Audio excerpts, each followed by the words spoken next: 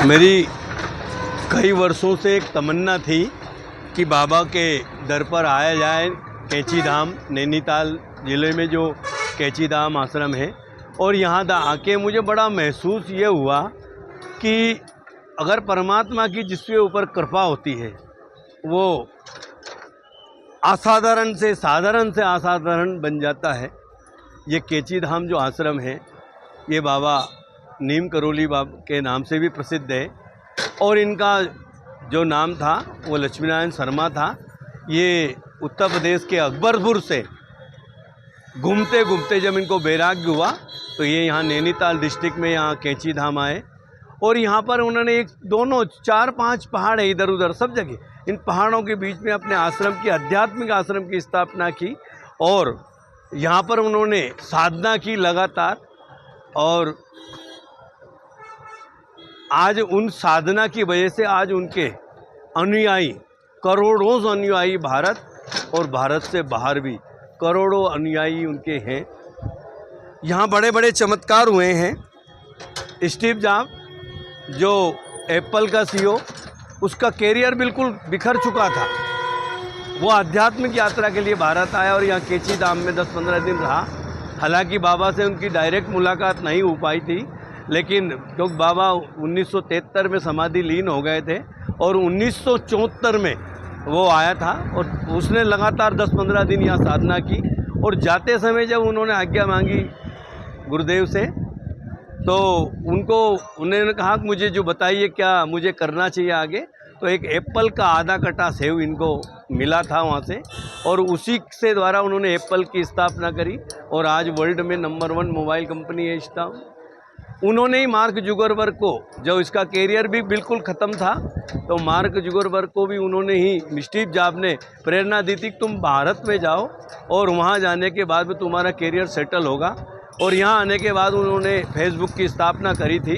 तो ये बड़ा आध्यात्मिक जगह है। यहाँ पर कई बार कहते हैं कि लोग जिंदा भी मृत व्यक्ति को भी इन्होंने जिंदा किया था, इन्होंने चलती ट्रेन को रोक दिया था, और बड़े बड़े और कई इनके चमत्कार बाबा के रहे हैं। और इनको कंबल, बाबा भी कहते हैं कि कंबल मात्र इनको कंबल चढ़ावा होता है इनका। और इनकी जो आध्यात्मिक यात्रा बड़ी अलग प्रकार की है, और मेरी परमात्मा से निवेदन है कि आपकी कृपा से ही ये धाम बड़ा पवित्र पुण्य हुआ है। और मेरा सभी से निवेदन है एक बार कैंची धाम जरूर आए। ये सिद्ध भूमि है, क्योंकि भक्तों के भक्त हनुमान जी के परम भक्त रहे हैं, और हनुमान जी स्वयं इनके साथ में आते थे। यहाँ पर इस पहाड़ के अंदर एक गुफा है। या बोलते हैं लोग कि जब भी बाबा जी को योग करना होता, साधना, तो अंदर गुफा में चले जाते थे। तो एक बार 10-15 दिन बाहर नहीं आए तो लोग परेशान हो गए, आसपास वाले, कहीं कुछ हो तो नहीं गया। तो एक बंदा चला गया अंदर, जैसे ही वो अंदर गया तो वो बाहर जैसे ही आया तो वो एक्सपायर हो गया। फिर बाबा भी बीच साथ में आ गए, और बाबा ने फिर उसको जिंदा भी किया, और उन्होंने कहा भी था कि मुझे डिस्टर्ब नहीं किया जाए। और जब उस व्यक्ति से पूछा था कि तुम्हें क्या दिखा था, तो उन्होंने बताया था कि हजारों सर्पों के बीच में बाबा ज़मीन से ऊपर उठे हुए योग में लीन थे। तो ये बड़ी अत्यंत गोपनीय और शानदार महिमा रही है, और भक्तों के भक्त राज रहे हैं। और मैं इसीलिए इस जगह पे आया हूँ। मेरी अपनी कोई पर्सनल मांग उनसे है नहीं, मैं लोगों के लिए आया हूँ कि परमात्मा सबको सद्बुद्धि दे और सबको आध्यात्मिक प्रेरणा दे, सबके लिए मंगल में सबको करें, सबको निरोग करें। और आप भक्त राज हैं, हनुमान जी के द्वारा आप इस पृथ्वी को भी रहने लायक बनाएं। तो बाबा नीम करोली बाबा की जय हो।